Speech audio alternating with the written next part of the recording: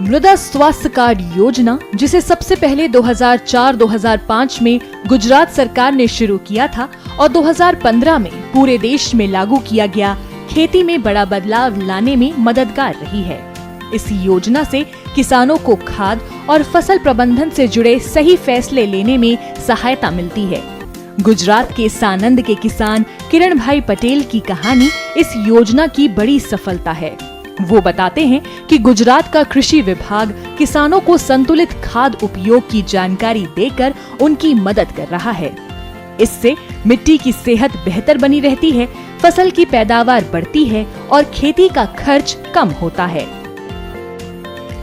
मैं बोल ही नहीं सकता कि कितने मुझे लाभ हुए। पहले तो मुझे पता ही नहीं था मेरे खेत में कौन से तत्वों की कमी है और कौन से तत्व भरपूर है।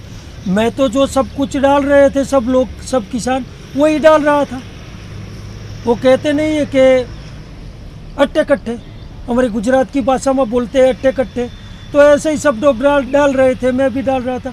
उसमें क्या खर्च ज़्यादा होता था, उपज नहीं आती थी और फसल में ज़्यादातर रोग आ जाते थे।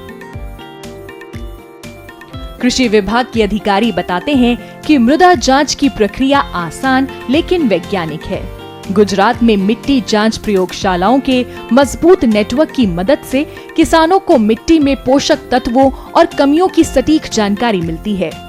2004 से 2014 के बीच किसानों को 53,69,000 मृदा स्वास्थ्य कार्ड जारी किए गए। ये योजना हर साल लाखों किसानों की फसल योजना में सहायक रही है।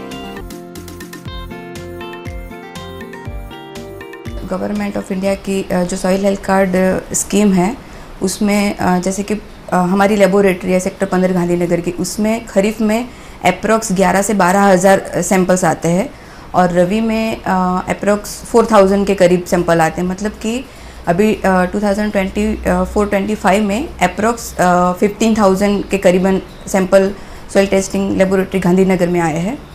और अगर मैं पूरे स्टेट का बताऊं तो पूरे स्टेट में अप्रोक्स 6-6.5 लाख के करीबन खरीफ और रबी में दोनों मिला के उतने सैंपल्स आते हैं, तो उतने फार्मर्स को बेनिफिट मिलता है।